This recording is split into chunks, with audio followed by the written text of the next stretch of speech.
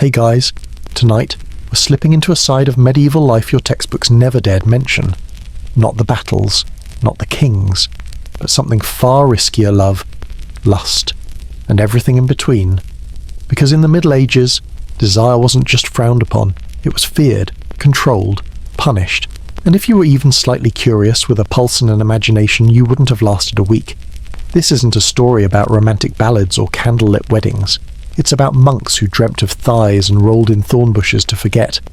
About saints whose visions left them breathless, trembling and confused. It's about nuns who wrote love letters in Latin and hid them in rosary pouches. About peasants sharing one bed with a goat, a child, and a promise they might not keep. We'll journey through cloisters, courtrooms, cottages, and convents. From holy vows to haystack trysts. From divine ecstasy to very earthly secrets. Because in a world where even thinking about love could send you to hell, people still thought about it, and some even wrote it down. So, before we begin, take a moment, dim the lights, let the modern world fall quiet, because we're not just looking at history tonight. We're listening for the heartbeat beneath the robes. You begin, not with the clang of swords or the roar of feasts, but with the hush, a stillness so heavy it presses against your chest. The kind of silence that swells not from peace, but from centuries of restraint. You are standing just inside the entrance to a Benedictine monastery, somewhere in the hills of medieval Europe. The air is cold, wet with stone breath, and scented with wax, wool, and something faintly medicinal. There are no voices here, only the soft drag of sandals on flagstone and the distant murmur of prayer Latin syllables circling endlessly like incense smoke. At first glance, it seems holy, unshakably so. The walls are thick enough to keep out war, the rituals are rigid enough to hold back time, and the men cloaked in brown, heads bowed, mouths closed, move with a solemnity that would make any modern soul feel clumsy just by breathing too loud. But this isn't a sanctuary, not really. It's a furnace with the flame turned inward. These men have not escaped the world, they have only shut it out along with anything that might stir the blood, or soften the flesh, or remind them that even beneath a robe and a vow they are still human. They try, of course. That's the whole point. No wives, no touches, no mirrors. They sleep on hard beds and rise before dawn. They chant instead of speak. They fast on Fridays, flagellate on feast days, and confess anything that crosses the blurred line between purity and desire. But even here, the body resists. Even here, where every hour is marked with bells, and every gaze is trained toward heaven, the heart still moves sideways. You notice it for the first time during morning prayers. Brother Thomas, mid-chant, stumbles over a familiar line in the Psalms. His voice trembles for a fraction of a second, barely audible, but his eyes have shifted, just slightly, to the back corner of the chapel. There stands Sister Agnes visiting from the nearby convent for shared Mass. She doesn't speak, she doesn't move, but her presence hangs in the room like the smoke from the candles, visible, clinging, unmistakable. When she passes by his pew, his fingers tighten around the edge of the bench. Her rosary clicks too quickly through her hands. Neither of them looks directly at the other, and yet they see. It's just a moment. But in a place like this, a moment is enough to tremble the walls. Later, in the refectory, the monks eat in silence. Wooden spoons scrape bowls of lentils and barley. No one speaks. A reader recites scripture from a raised pulpit, voice flat, unwavering. But Brother Thomas has not touched his bread. His eyes are fixed on the table, not in meditation but in war. A quiet, aching war that leaves no bruises but costs everything. This is not a scandal. Not yet. It's simply what happens when you take a man with blood and dreams and bones and ask him to erase himself. And he tries. Oh, how he tries. Cold baths, long prayers, sleepless nights on stone floors.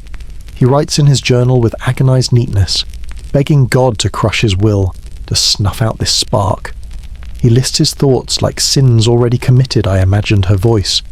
I felt warmth at the sight of her neck. I dreamed I reached for her hand. He whips his back until it welts. He fasts until he faints. He kisses the feet of a crucifix and whispers through cracked lips, "Burn it from me. But it doesn't burn. It burrows. And the thing is not alone. Behind every closed cell door in this place are monks doing the same math, trying to subtract their humanity without killing themselves. Some succeed, or so they say. Others redefine the terms. They turn longing into visions, temptation into trials, arousal into demons that can be exorcised. In the library, bound in quiet vellum, are records of monks who claim to be tormented by Satan himself. Naked women appearing in their dreams during morning mass, whispers in their ears while kneeling at the altar. One abbot once smashed his own forehead against a marble column, trying to rid himself of impure images. He bled all over the choir stalls. He said it helped. It didn't. Some monasteries became infamous. There's one in France long since buried beneath centuries of shame, where both monks and nuns lived in adjoining quarters. The church called it a double monastery, a bold experiment in holiness. It lasted about 2 decades before a bishop's visit uncovered what can only be described, in gentle terms, as an enthusiastic mingling of bodies. The monastery was dissolved, the abbess excommunicated, the building condemned. Behind the official statement lay the whispered truth it had become a brothel in all but name. And yet, the strangest part isn't that such things happened. It's that they happened constantly. Because in this world, the harder you tried to crush desire, the more elaborate it became. You couldn't flirt, so you exchanged glances that burned longer than any kiss. You couldn't touch, so you imagined, obsessively, the brush of a robe in a narrow hallway. You couldn't confess to love, so you called it torment, called it divine, called it anything but what it was. Even the architecture knew. Look closely at the stained glass windows saints pierced by arrows, pale-faced martyrs in poses that seem strangely sensual, statues of Mary that hold your gaze a little too tenderly, angels with parted lips. The church built these spaces to lift the soul, but every curve, every shadow, reminded the body it was still very much alive. And so the monastery becomes a paradox, a place meant to house purity, but filled with quiet fever, a place of discipline, where the greatest battles are never seen, only heard in the crack of a knuckle during prayer, the sigh behind a locked door, the torn parchment of a confession never submitted. You leave Brother Thomas alone in his cell, Hes kneeling now, his forehead pressed to the cold floor, praying not for strength, but for silence, for stillness, for something that will let him sleep without her name curling through his mind like incense. Outside, the bells ring, another hour marked, another sin swallowed, and the cloister remains intact, at least for now. But you've seen behind the stone, you've felt what those walls are holding back, and you know nothing holy is ever untouched by longing. It starts with a stain, a small, unspeakable one, found on the corner of a monk's robe one early morning in the dormitory. It's barely noticeable, faint, but it's enough to trigger an investigation, because in a medieval monastery, a stain is never just a stain. You see, in this world, desire isn't a phase, it's a threat, a creeping rot, a thing that grows in silence and strikes at dawn. And the church, the greatest bureaucracy of shame ever invented, knew how to find it, in dreams, in glances, in wet linens and broken silences. And so, the records began. Not just any records, mind you, not statistics or gossip or rumours. No, the monks ever diligent, ever devoted wrote it all down, carefully, painfully, in ink and gilt.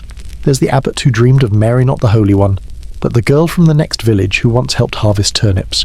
She appeared to him in prayer, naked and glowing. He wept. Then he confessed. Then he fasted for 2 weeks and was found collapsed in the apothecary's garden, mumbling about thighs and eternal damnation. There's the novice who couldn't stop staring at the statue of Saint Sebastian.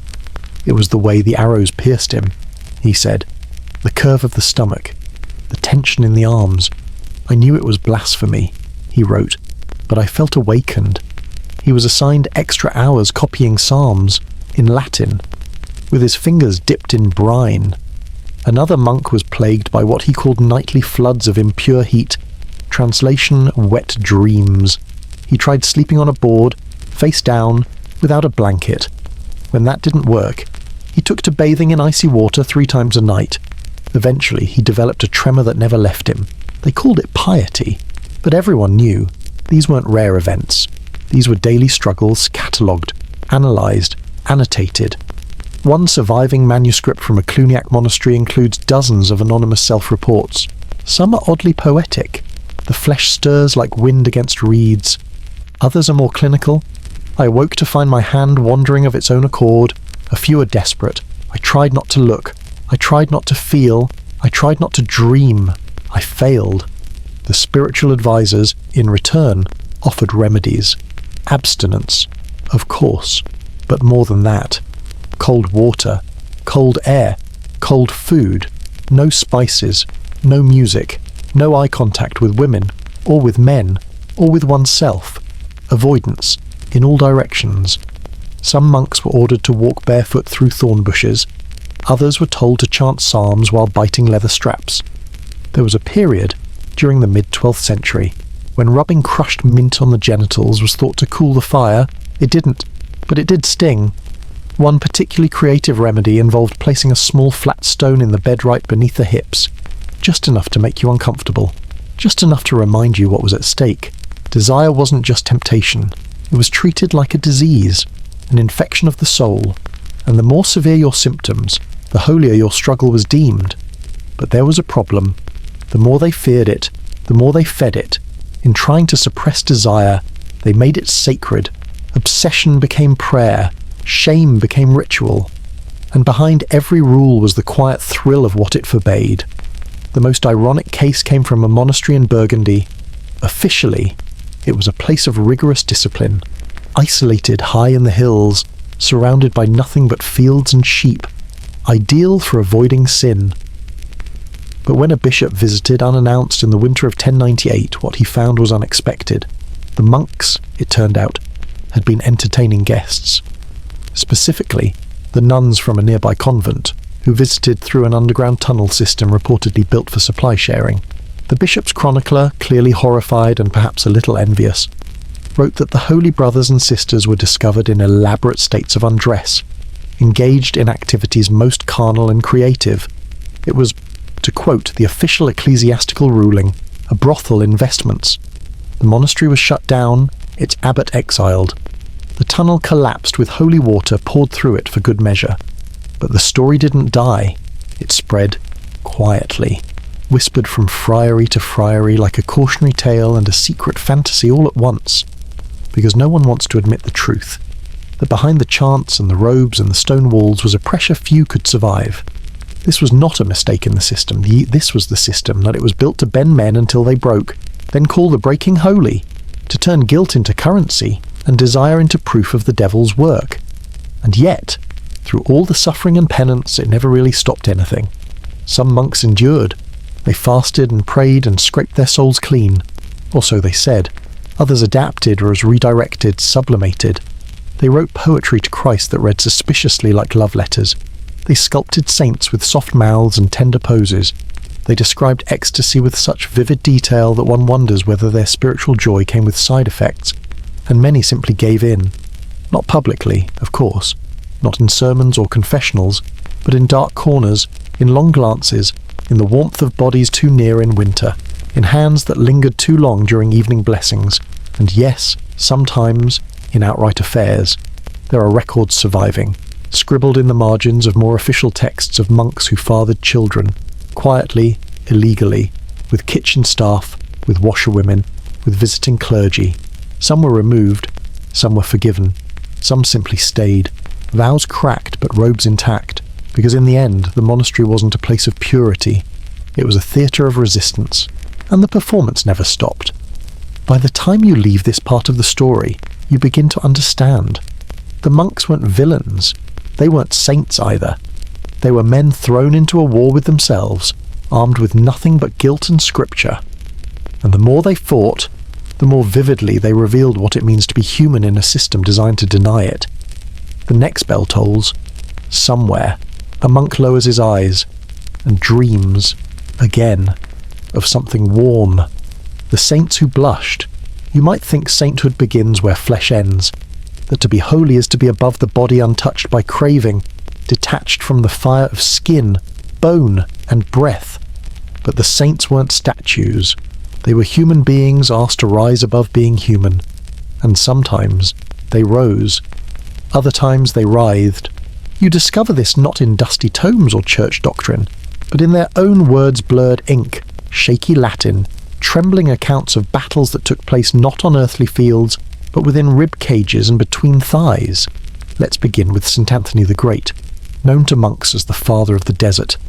He retreated deep into the Egyptian wilderness to escape temptation, building a life of prayer, solitude, and dust. But temptation followed. The more he isolated, the more his mind grew vivid, lurid, audacious. According to his own biographers, the demons came in waves, not in horns and sulphur, but as women soft-limbed, golden-eyed, their voices like lullabies. They visited him in dreams, yes, but also in waking visions. One would stand at the edge of his cave, barefoot and weeping. Another would appear beside his bed of straw, whispering scriptures and slipping out of her robe. They weren't real. Not exactly, but they were real enough to make him shiver. In one particularly notorious moment, overcome by what he called the fire of my own soul, Anthony hurled himself into a thorn bush, naked, willingly. He thrashed in the thorns until his skin bled and his desire cooled, or so he claimed. He later wrote that God rewarded him for his suffering with peace, but the scars, one imagines, lasted longer than the ecstasy. He wasn't alone.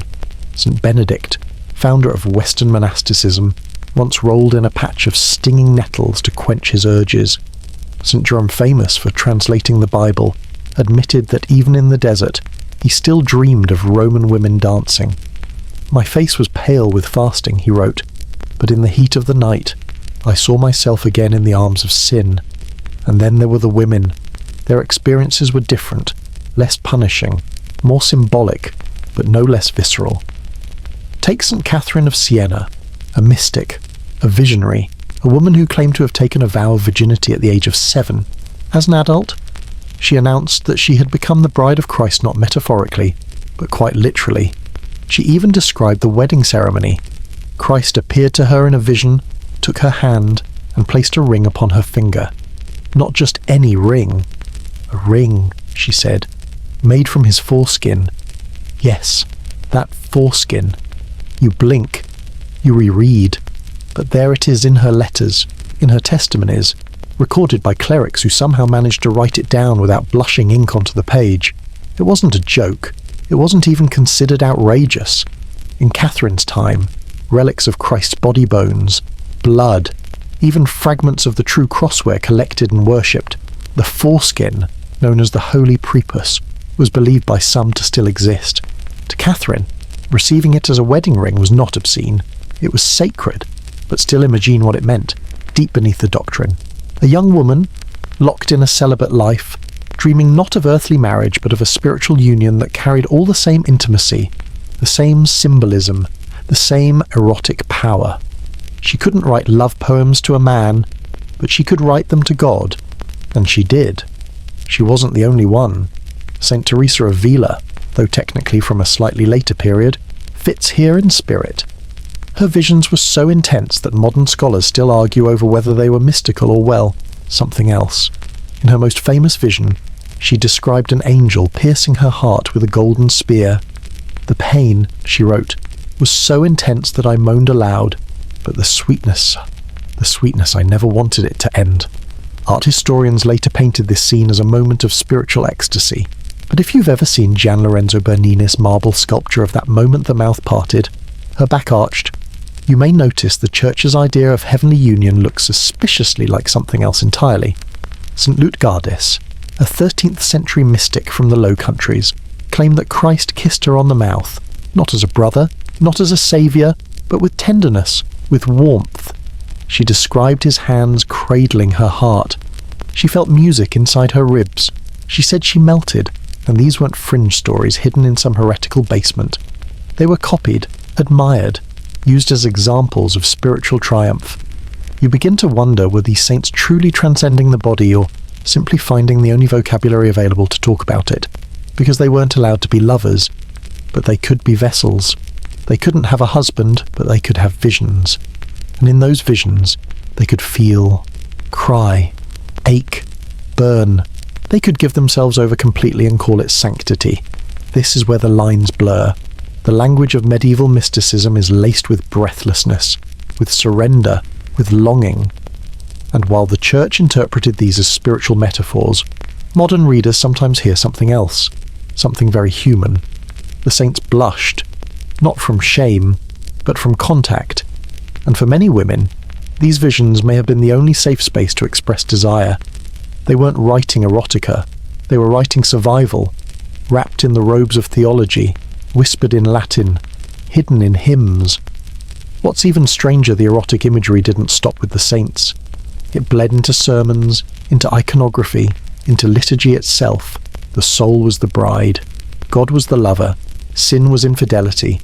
The metaphors were everywhere. Some preachers described hell as eternal arousal with no release. Others spoke of heaven as a wedding feast with Christ as the bridegroom and your soul as the trembling bride. Desire wasn't removed from religion. It was absorbed, transformed, made holy so it could survive. And yet, even in this poetic alchemy, the body remained, beneath the metaphors, beneath the silk, flesh, waiting to be touched even if only by angels. There is a moment just before the veil lifts, just before the divine touches down when the body holds its breath. The mystics lived in that moment, not above it, not beyond it, but inside it. They were not saints yet, not icons, just women, mostly, alone, cloistered, fasting, denying food, sleep, companionship, waiting for the voice of God to arrive or for the silence to break them first. And when the voice came, it did not always sound like a sermon. Sometimes it whispered like a lover. The Church taught that divine revelation was a gift of grace, but what it didn't always admit, at least not out loud, was how bodily it often was. These visions didn't float, detached and abstract, through minds trained in abstraction. No, they throbbed, they shivered. They gripped the body with a kind of trembling that made the soul feel electric and exposed. St. Teresa of Avila knew this better than anyone. She was a Carmelite nun, a reformer, a theological powerhouse. But she was also a woman who wrote about her spiritual life in language so intimate, so aching that it blurred the line between the chapel and the bedroom. Her most famous vision came with fire. An angel, she said, appeared to her, beautiful, androgynous, holding a golden spear tipped with flame. He thrust it into my heart, she wrote, again and again, so deeply that it reached my entrails. The pain, she said, was sweet. It made her moan. She felt consumed. The experience left her limp, weeping, flooded with love so intense it terrified her. And when she tried to describe what had happened, she couldn't. Not completely. Not in words that didn't tremble. Her confessors accepted it as divine ecstasy. Artists later carved it in marble. But even today, when you stand in front of Bernini's sculpture in Rome Teresa arching back, the angel poised with that fiery spear, you feel something more, something that doesn't need translation. This wasn't just about God. It was about being pierced, being opened, being taken. And Teresa wasn't alone. St. Lutgardis, a mystic from 13th century Belgium, was known for her visions of Christ not as judge or teacher, but as a presence warm and close. In one, he appeared to her while she was praying in the chapel. He placed his hand over her heart and kissed her on the lips, not chastely, not abstractly, but with love, with longing. She described a flood of sweetness, a sensation of being filled. Her limbs went numb, she couldn't move. She simply wept and let herself be held. Later, she would describe it as a spiritual marriage. But again, the question hovers: what exactly was being joined the soul or something older? Many mystics spoke this way. They used the language they had scriptural, devotional, metaphorical. But the feelings they described, the aching, the dizziness, the heat, the tears sound eerily familiar. St. Angela of Foligno wrote that when Christ visited her in a vision, she felt a joy so powerful that the veins of my body burst. She said her tongue swelled, her eyes rolled back. It was as if I died of sweetness. Was it spiritual? Certainly. But the body was not absent. It was the stage on which the divine appeared. It makes you wonder, were these women truly shedding their flesh, or were they discovering it? Because they had no lovers, no weddings, no allowed touch. Their entire lives were lived behind stone and veil. Their bodies, denied the ordinary pathways of intimacy, still hungered. And if God was the only acceptable source of closeness, then perhaps it was God they reached for in the dark. One modern scholar called this sacralized sensuality. Another, less gently, called it celibate erotica. But the truth is more complicated than either. These weren't fantasy novels in disguise. They were survival strategies, desperate prayers translated through the only language women were allowed to speak with passionate devotion. And yet, what's striking is how involuntary these visions often seemed. Teresa didn't summon the angel. Lutgardis didn't ask for the kiss. The divine arrived, entered, took over. There's an almost physical powerlessness in the telling. Arms go limp, legs collapse, eyes flutter, breathing changes over and over. The mystics describe being seized by joy, by terror, by light, by warmth. Some call it union, others call it fire, but all agree it is something done to them. And when it passes, they are changed. Not always happily.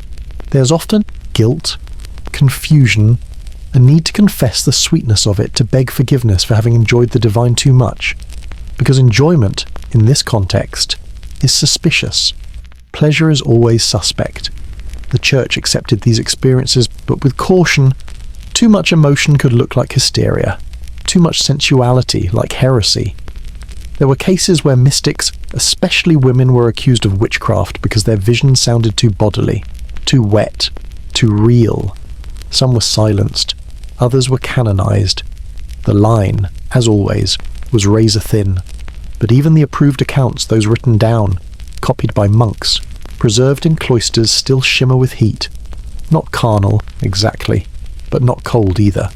Because these women weren't just describing God, they were describing closeness, and that's what the body craves.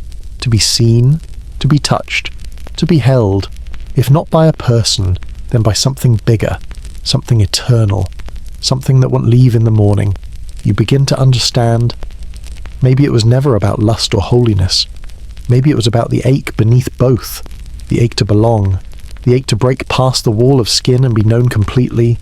And so they dreamed, they wrote, they wept into pillowcases embroidered with prayers, they turned their rooms into altars, their journals into gospel, their bodies into instruments of devotion, and still they blushed, not from shame, but from contact, with something so intimate, so unnameable, that even today we struggle to talk about it without reaching for metaphor, the divine, the forbidden, the familiar. Sometimes they are all the same.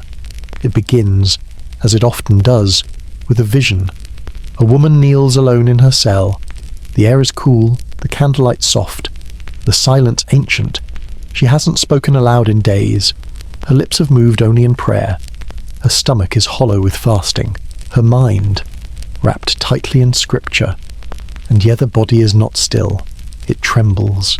At first, she tells herself it's exhaustion, hunger, a trick of the blood. But then she sees it, a figure, blinding, radiant, neither man nor woman yet both, an angel, a visitation, or something older. It moves toward her, not with violence, not with command, but with intimacy. It touches her face. She writes later that she could feel the pressure of fingers, not imagined, not spiritual, physical. She gasps, not in fear, in recognition. The figure speaks no words, only breathes. The room spins. She closes her eyes, and then something enters her. A light, a warmth, a force. She calls it divine, but the way she describes it you hesitate. There's a rhythm to her account, a pulsing. She says she was opened like a blossom, that her soul ached with sweetness, that she cried out and then went still, for hours. Afterwards, she wept, then wrote, then prayed, but she never said no, and so begins the theatre. Because what do you do when your body cries for something you've sworn to deny? You sanctify it. You dress it in white. You lace it with Latin. You light candles and call it holy. You let it in but only as God. For many cloistered women, this was the only way desire was allowed to speak. They couldn't flirt, couldn't touch, couldn't even look too long, but they could surrender, they could kneel, they could receive, and in receiving the divine, they could feel. So they did. Their visions became scripts, their bodies stages, over and over in diaries hidden beneath prayer books. Nuns described their experiences in language so vivid, so filled with motion, that it danced on the line between devotion and ecstasy. One wrote that she was pierced by a shaft of glory, drawn from the heavens, yet rooted in flesh. Another described a golden hand that cupped the curve of her heart. Another still wrote that she spoke in tongues not with her voice, but with her skin. Were these metaphors perhaps? But even metaphors bleed from somewhere real. The Church, in its towering ambiguity, both encouraged and feared these accounts. On one hand, they were proof of divine favour, mystical union, miraculous love.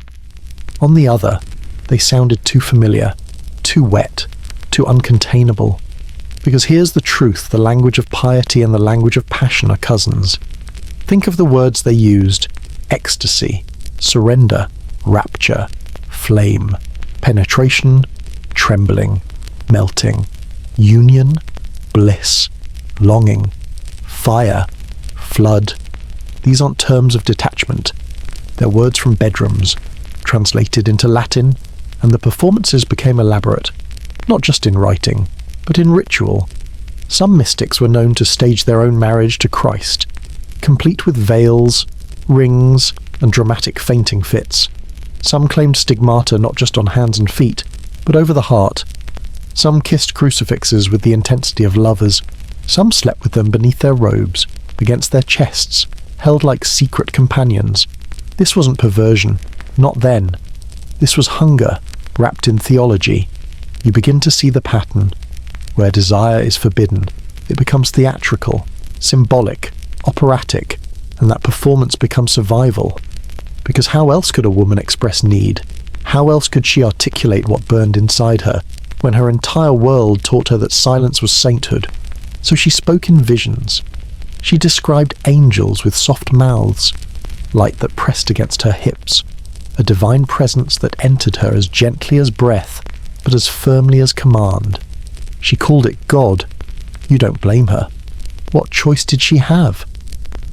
The line between religious experience and erotic longing wasn't just blurred, it was deliberate. It was the only way through. And the Church, brilliant in its paradoxes, let it be. Better a nun moaning in prayer than running in the woods with a farmer's son. Better a vision of being ravished by Christ than the risk of actual scandal. The illusion of purity mattered more than the truth of feeling. Still, it leaves a strange ache, because these women weren't trying to deceive. Their longing was sincere, their faith was real, but so was the body, and what they experienced alone unseen, Holy was also profoundly human. Maybe, you think, faith was just the costume that allowed desire to take the stage, not lust in its vulgar sense, not conquest, not even fulfillment, just the ache of wanting to be touched, to be chosen, to dissolve into something greater than yourself. And if the only way to speak that need aloud was to call it worship, then so be it. The Church had no idea how many love letters it was collecting. Or maybe it did. Maybe that's why they kept them, why they canonized some of these women, why they copied their visions and taught them to others. Because somewhere, deep in the gilded cathedrals and smoky incense halls, even the priests knew the sacred and the sensual are not enemies. They are twins, born of the same fire, burning for the same touch, only separated by what name we give the heat. You step into a castle that smells of rosemary and deceit. The floors are polished with beeswax, the windows drip coloured glass, and the air perfumed and perfunctory hums with orchestras of self-control. On the surface, this is the world of high chivalry, of courtly love, of noble vows whispered behind lace fans and beneath oil paintings of saints who look suspiciously well-fed. But you learn quickly that none of it is real. The love here is a performance, a pageant, carefully rehearsed, publicly admired, and privately disassembled. The men wear armour, yes, but it's decorative. Their swords are polished more often than drawn, and their passions they're not extinguished, just dressed up, wrapped in poetry, hidden in metaphor, deferred until convenient. And the women. The The women have mastered the script. She stands at the centre of the room, her gown the colour of dried rose petals, her gloves fitted tighter than skin, and a half-smile pinned to her face like jewellery. A knight kneels before her, offering a sonnet. It's terrible. Something about swans and moonlight. She accepts it with a sigh so subtle, so well practised, it flattens him. He thinks he's winning, but really, he's already lost. Because in this game, the woman always holds the dagger and it looks like embroidery. In the courts of the 12th and 13th centuries, noble love was supposed to be pure, spiritual, sublime. A knight devotes himself entirely to a lady. He rides for her, fights for her, bleeds for her, but he must not touch her, not kiss her, not even hope for so much as a locked door. To desire her is expected, to reach for her is disgrace. And so, paradoxically, the more untouchable she becomes, the more inflamed he gets. He longs. She withholds. He writes. She reads. He performs. She critiques. It's not romance, it's theatre. And the stage is waxed with anxiety. Because every interaction in this glittering world is double-coded. A glance can mean loyalty or lust. A dropped glove can spark a week of debate. A whispered line of verse might say, "I adore your soul," or "Meet me behind the chapel at midnight." The irony is this in a society obsessed with restraint. Nothing is sexier than self-denial. The less you do, the more it means. And the woman always, the woman is both muse and executioner. She never has to lift a finger. She only has to withhold. Her virtue, publicly displayed and religiously preserved, becomes a weapon sharper than any blade. With a tilt of her chin, she can exalt a manner ruin him, which, of course, is part of the fun. But fun comes at a cost, because behind the lace and the Latin, the rules are brutal. One misstep, one rumour, and a lady's reputation can collapse overnight. And once that happens, she is not just dismissed, she is devoured. So she plays the part better than anyone. She smiles, she teases, she grants tiny favour tokens, scarves. A stray laugh that lingers too long, she lets the men dream. Then she drifts away like a prayer. The knight, meanwhile, is in agony. But it's a beautiful agony. And so he sings it, writes it, lives for it, until eventually he believes it, even though none of it is real, because somewhere, beyond the sonnets and the symphonies, real bodies are meeting in real corners, behind heavy drapes, downside corridors, under the guise of strategy, or diplomacy, or confession. And when they do, there is no poetry, only hands, only mouths, only need. Courtly love wasn't built to suppress desire, it was built to contain it, to choreograph it, to make it palatable. But the people living it knew better. They knew that the point wasn't to love. It was to appear to love and to suffer gorgeously while doing it. And no one knew this better than Eleanor of Aquitaine, Queen of France, Queen of England, patron of troubadours. She didn't just play the game, she designed the board. In her court, women debated the ethics of flirtation like philosophers. Should a man pursue a married woman? Should jealousy be encouraged? Should heartbreak be worn like a badge? She ruled over this discourse with a hand that looked delicate and felt like steel. And yet, even Eleanor, powerful, brilliant, untouchable, wasn't above the trap. Her name became gossip. Her letters were intercepted. Her sons rebelled. Her husband locked her away. Because in the end, no woman who played too well could be left unpunished. You begin to see what's really happening here. Courtly love wasn't about affection. It was about control. Control of women's bodies, disguised as reverence. Control of men's emotions, disguised as loyalty. It allowed everyone to act out passion without consequence. As long as no one really touched. But they did touch. They always did. The difference was who got caught. And so this world of velvet and vows becomes a hall of mirrors, where sincerity wears a costume, where devotion is a pose, where lust wears lace. No one says what they mean, but everyone aches. And that ache, hidden behind stained glass and harp strings, is what gives the court its shimmer, its sparkle, its sickness.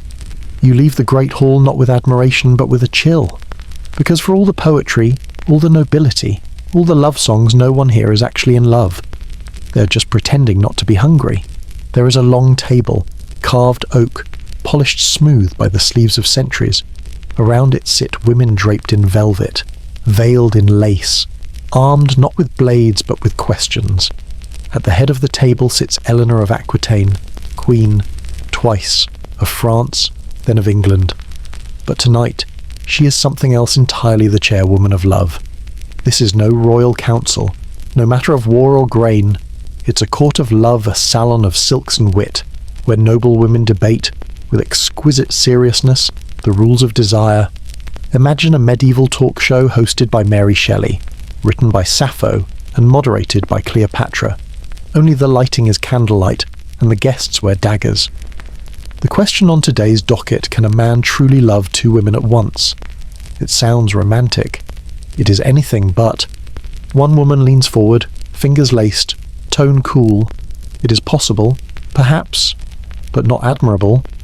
Another tilts her head, voice soft but sly, only if he is rich enough to keep the poetry separate. Laughter, thinned and sharp, like silver striking glass. A third woman, young, recently widowed, says, "Perhaps a man's heart is simply not large enough for dual devotion. Mine would prefer to be the only tenant." They nod, thoughtfully, as if discussing law, which, in a way, they are. Eleanor listens. She says little, but when she does speak, the room goes still. He may love too, she says, but only one will know how to make him suffer beautifully, and that, here, is the true currency. Not love, not pleasure, control. You begin to see how radical this is. In a world where most women are married off like livestock and silenced behind stone walls, here is a queen inviting them to speak, to judge, to define what love should look like, and more importantly, what it should cost. They're not just shaping etiquette, they're shaping power. Eleanor, who survived 2 marriages, gave birth to 10 children, endured imprisonment, ruled over poets and kings, knows that power is never given. It is performed, and nothing performs quite so dangerously as the performance of affection. The court of love was not legally binding, of course, but its decisions travelled. They were copied, shared, whispered from castle to castle. In the salons of Aquitaine, a woman's sigh could carry more weight than a knight's oath, and the knights knew it. That's why they came, not just for favour but for exposure, for a chance to be judged worthy, to be lifted or discarded by a look, a laugh, a single sentence scrawled in a diary. They arrived like suitors on a medieval version of The Bachelor, their armour polished, their verses prepared, their intentions as noble as they were rehearsed. One might recite a poem comparing his lady's eyes to moonlight on wine. Another might present a token, usually a ring or embroidered sleeve or, if desperate, a lock of his own hair, snipped with theatrical sorrow. The women listened, smiled, occasionally clapped. Then they excused themselves to the garden and dissected the men like recipes. Hare's too fond of metaphors, one would say. He would cry if you raised your eyebrow, said another. That one handsome, but the kind of man who apologizes for kissing you while doing it again. This was gossip. It was strategy. Because love, in this world, was not simply something you fell into. It was something you managed. The truth was, most of these women were already married politically, strategically, often unhappily, but within the game of courtly love, they could choose who to encourage, who to mock, who to test, who to deny just enough to make him try harder. They couldn't control their husbands, but they could control this, and within that limited, carefully coded freedom they found joy, and sometimes something deeper. Not every affair stayed metaphorical. Not every sonnet ended at the page. Behind the flowered language was a world of whispered rendezvous, of bruised lips and stolen hours. The curtain between poetry and passion was thin and deliberately torn, but the beauty of the court of love was its deniability. A woman could publicly shame a man for his audacity, then send him a note that night written in lemon juice and sealed with wax. She could grant him her garter in a room full of witnesses, then blame it on a jest. Everything was performance.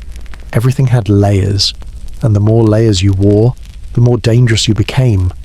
Eleanor understood that better than anyone. She wasn't just a patron of poets. She bred them. Her court produced legends as Lancelot, Guinevere, Tristan, Isolde, names that still haunt our fairy tales and soap operas. But beneath the tragic ballads and gallant deaths was something far less noble. A warning that love, when filtered through power, becomes a kind of game no one really wins. The knight pines, the lady punishes, the crowd cheers. But when the lights dim and the lute stops playing, someone always walks away lonelier than before. You leave Eleanor's salon with the taste of honey and ash, impressed, but unsettled.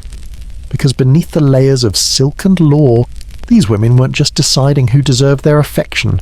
They were deciding who was worth the risk of breaking the rules. And sometimes, quietly, between verses they decided to break them too. Before Spotify, before sonnets had margins, before even books could be held in one hand, there were voices on the wind.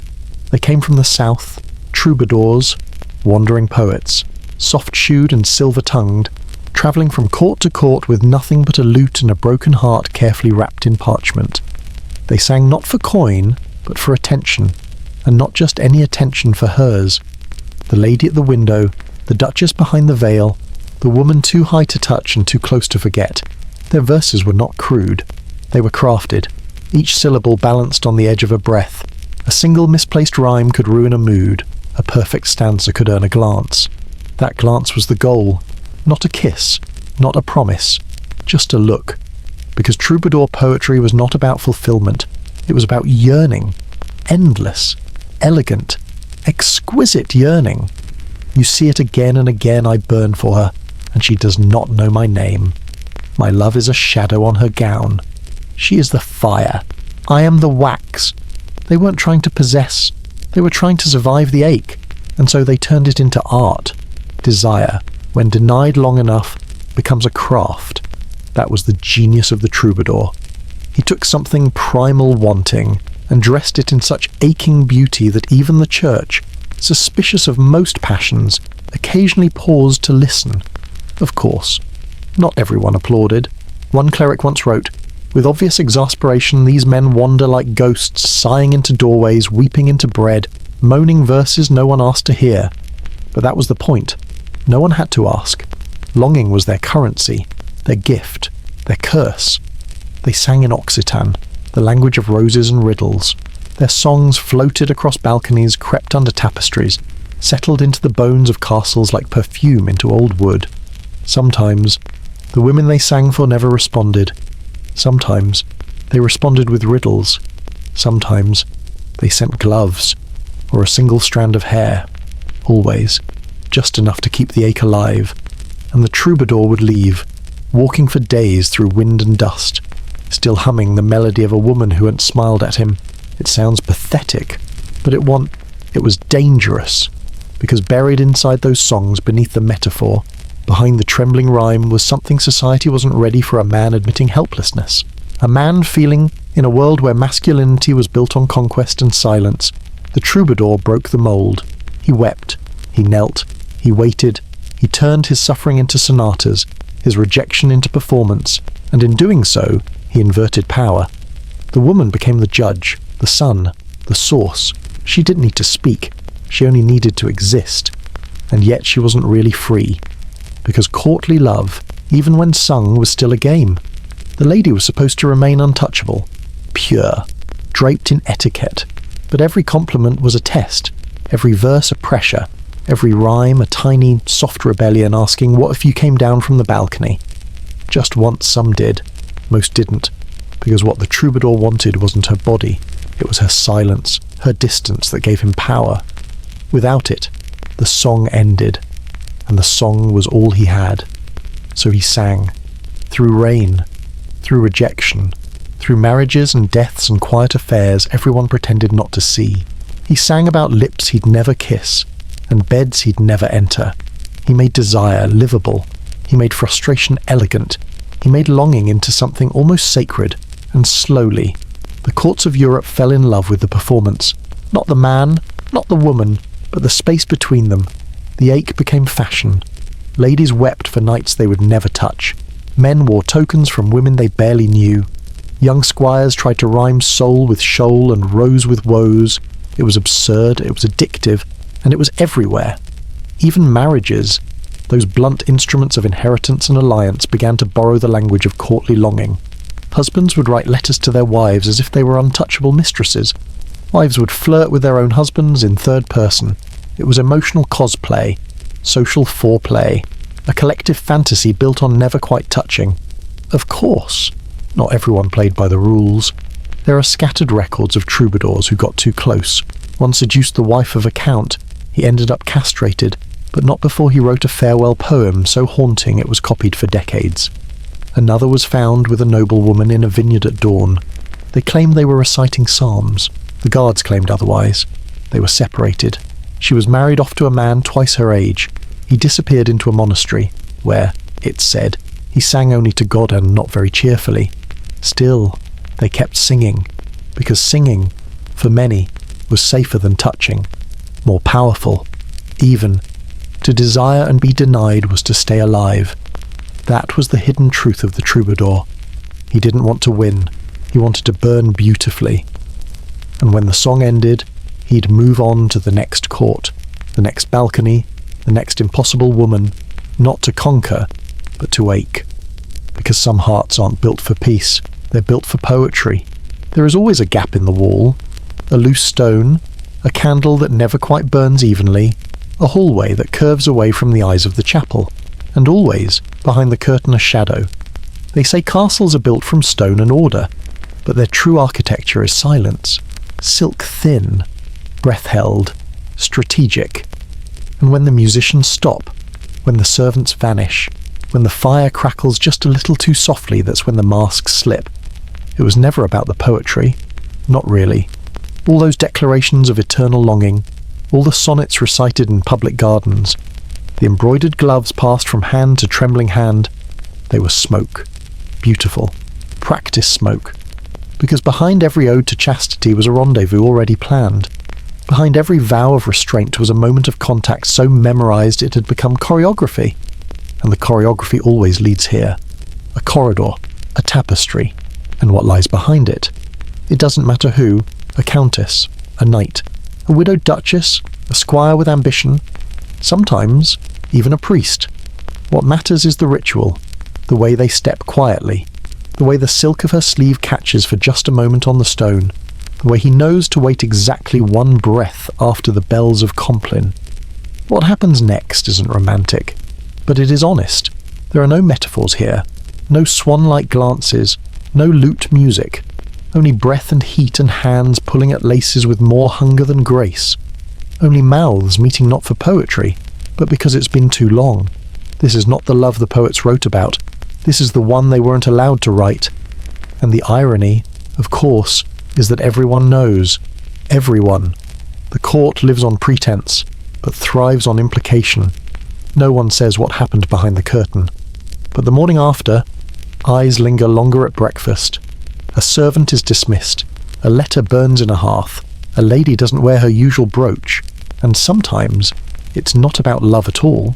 Sometimes, it's about leverage. Because in a world where marriage is a chessboard and power wears perfume, the body becomes a pawn and sometimes a queen. An alliance sealed not with ink but with skin. A promise whispered not in the throne room, but in a locked chamber. Some of the most powerful women of the medieval world wielded their sexuality not as scandal but as strategy. A well-placed affair could prevent a war, or start one. There were no shortages of stories. A princess who took a lover to sabotage her arranged marriage, a young baroness who held court not with swords, but with sighs, a queen who selected her husband's advisors based on how well they lied for her. History tends to record these women as dangerous, or manipulative, or worse, passionate. But what if they were just playing the only game available? The men had armies. The women had hours after midnight. Even the church knew. There are letters buried deep in Vatican archives that speak of necessary indiscretions. Code for well allow this, if it keeps the alliances stable.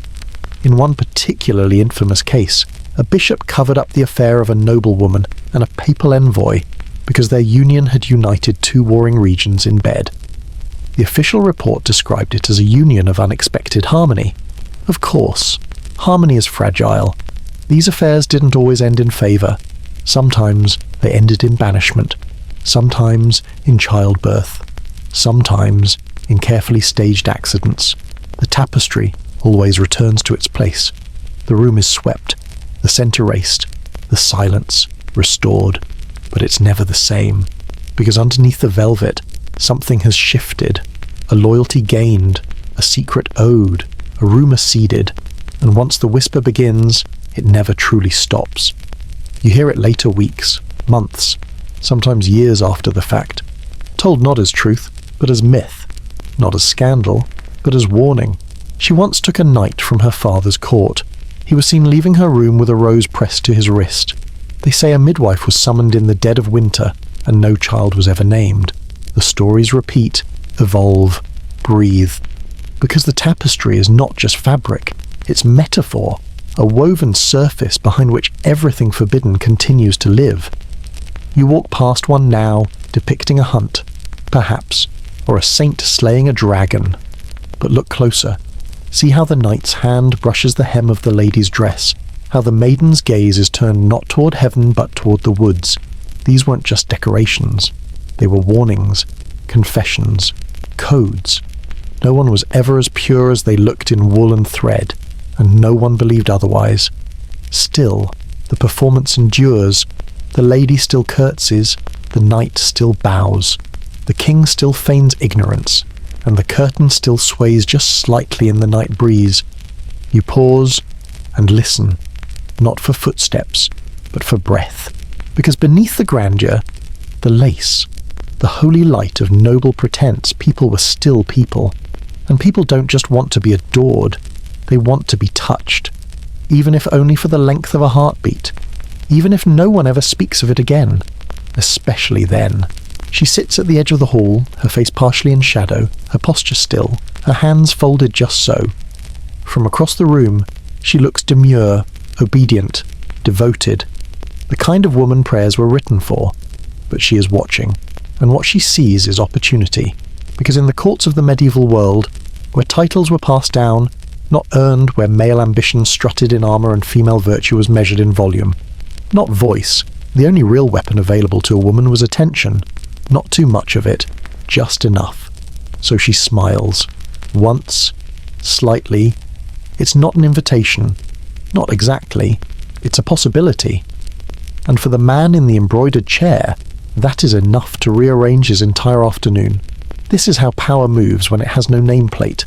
Not in decrees or speeches, but in gesture, in glance, in silence that hangs long enough to be interpreted a dozen different ways. Flirtation in the medieval court was not a diversion. It was a tool. A woman couldn't inherit her father's land, but she could make the man who did sign it over if she was clever. She couldn't pass legislation, but she could whisper in the ear of the one who could, just before he climbed into bed with someone he shouldn't have. And more than once, she was the someone, not out of lust, out of leverage. Because the performance of modesty could be just as effective as its opposite. Vows of chastity made the game more interesting. The holier the woman seemed, the more irresistible her fall appeared. If she blushed at the right moment, refused the wrong gift, quoted scripture while narrowing her eyes just slightly, she wasn't seen as manipulative, she was seen as chosen. A holy contradiction, and the man he was never really in control. Because once he believed himself the pursuer, once he imagined he was breaking through her armour, he became predictable. And predictability, in court politics, is fatal. One noble woman in Provence was known for keeping 3 lovers, none of whom knew about the others. She managed them through coded embroidery. If she wore a rose motif, it meant the bishop was favoured. If ivy, the knight. If peacock feathers, the young scholar from Aragon who wept too often to be truly useful. This was not romance. This was management. Flirtation became a ledger, a tactic, a way to keep the balance of power tilting just slightly toward her. Of course, not every woman played the game openly. Some operated within stricter parameters, married, watched, confined by custom. But even then, the rules had loopholes. A lowered gaze could suggest curiosity. A passing of communion bread with fingers brushing could imply more than forgiveness. A confession, half spoken, half meant, became a contract, These weren't affairs, they were negotiations. You start to realise that for many women in these courts, flirtation was the only way to move through the system without being crushed by it. They couldn't speak freely, but they could suggest. They couldn't choose their husbands, but they could choose their lovers, or at least give the illusion of doing so. They couldn't hold office, but they could hold sway, and they did. Sometimes it was subtle, a smile here, a withdrawal there, but the ripples could reach far. A knight redirected, a scribe promoted, a rival banished with a single rumour. And what was the price? Not love, not scandal, just plausible deniability. Of course, the church noticed. It always did, and it didn't like what it saw. To the clerics, courtly flirtation was a dangerous erosion of order. Not because it was sinful, but because it was uncontainable. It blurred the roles, the boundaries. It let women speak in half-truths and still get what they wanted. It mocked obedience by mimicking it. So sermons were preached, pamphlets circulated, sin was redefined and redefined again. In one treatise from the early 13th century, a monk warned that women's eyes had become tools of temptation sharpened by pride. Another claimed that every smile from a noblewoman was an arrow sent to pierce the heart of God, and yet the women kept smiling. Because they understood something, the church didn't or pretended not to. Power is most effective when it feels like a compliment. One moment you're praised for your grace, the next, you're guiding the entire social dynamic of a province with a fan and a sentence. But power, especially feminine power that plays by its own rules, always provokes backlash. And so the laws tightened. Women were warned against suggestive behaviour. Dances were censored. Private meetings forbidden. A noblewoman in Castile was exiled for hosting poetry readings that encouraged licentious metaphor. Licentious metaphor, of course, was code for too much cleverness in the mouths of women.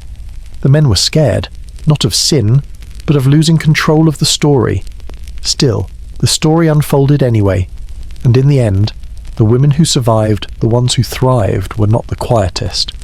They were the ones who mastered flirtation as language, not of seduction, but of manoeuvring. They didn't always win. Some were ruined, some were burned, some were married off to silence their influence, but many more endured and passed their knowledge in whispers, from mother to daughter, from lady's maid to noble niece, tactics hidden inside embroidery patterns, warnings passed through songs, codes laced into perfumes, and today, those tactics live in history books as footnotes, but you can still feel them, in every story where a woman smiles too softly, in every line of poetry that ends in a question, in every holy portrait where the eyes of the saints seem to know more than they should, because long before they had rights, or titles, or freedom, they had attention, and they knew how to use it.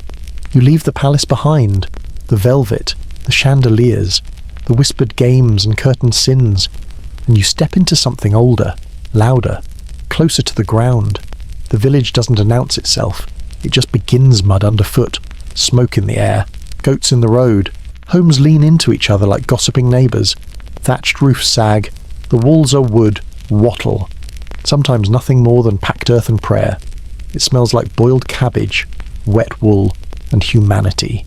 Here, there are no lords, no queens, no troubadours sighing beneath balconies. Here, privacy is a myth. One cottage, one room, one bed if they're lucky, and into that single space goes everything: parents, children, sacks of grain, the family pig, sometimes even a neighbour passing through. At night, bodies pile like laundry, elbows tucked under ribs, feet against shins, a baby wedged between parents, a hen roosting on the rafters, and somehow, in all that closeness, people still fall in love, still reach for each other, still find a way. It's not always romantic. Sometimes it's just warm fingers in the dark, a shared blanket, a whispered word when the fire's gone out and the snow is against the door. There is no silk here, no scented parchment, just breath and risk and straw, and somehow it is enough. The villagers know each other too well to pretend. The blacksmith's daughter has freckles on her back. The brewer's boy stutters when he lies. The widow who sells apples once had a husband who vanished during harvest season, and no one asks questions about where she hides her savings. Secrets don't last long in places like this, but neither do lies. Everyone sees everything. So if two young people keep slipping out to check the well at night, people talk. If a girl starts wearing the woodcutter's old cloak to market, people notice. If a baby is born 3 months too early and already has teeth, people smile and look away. It's not judgmental, it's just communal. Love in the village is a shared story. Everyone contributes to the telling. And when rules get in the way, people get creative. Take bundling, for instance. In some regions, courting couples were allowed encouraged. Eventos sleep in the same bed before marriage, fully clothed, often with a plank between them. The idea was to foster intimacy without, well, too much intimacy. Sometimes it worked, sometimes it didn't. Teenagers are creative. But the point wasn't purity. The point was trust. Two people, side by side, breathing the same hay-scented air, learning if they could share space, warmth, silence. That was courtship, not flowers, not vows. Just can we live this close and not kill each other? Of course, when bundling turned to something more immediate, the village responded, not with exile, with expectation. If a girl became pregnant, the young man was expected to marry her, or, if not, to publicly acknowledge his role and face a fine. It wasn't shameful. It was just practical. Babies arrived when they wanted, and the village adjusted. In fact, in many places, marriage itself wasn't a church affair. If a couple shared a bed, shared bread, and were recognized by the community as a pair, that was it. A handshake, a fire lit, a shared labor. Sacrament happened later, if at all. The church tried to regulate this, of course, declared clandestine marriages sinful, ordered priests to bless unions. But the village had its own theology, one rooted in survival, not symbolism.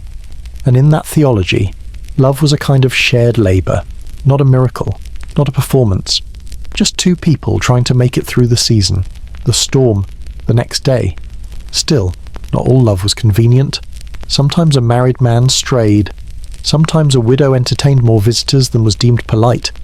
And when the village decided someone had gone too far, they responded not with punishment but with noise. Charivari, they called it. A kind of mock parade. The offending party, usually a man who married someone too young or too scandalous, would be paraded through the village on a donkey while everyone banged pots, shouted insults, and made a spectacle of impropriety. It was half theatre, half therapy, an embarrassment tax. Then life would go on. But not all infringements were met with laughter.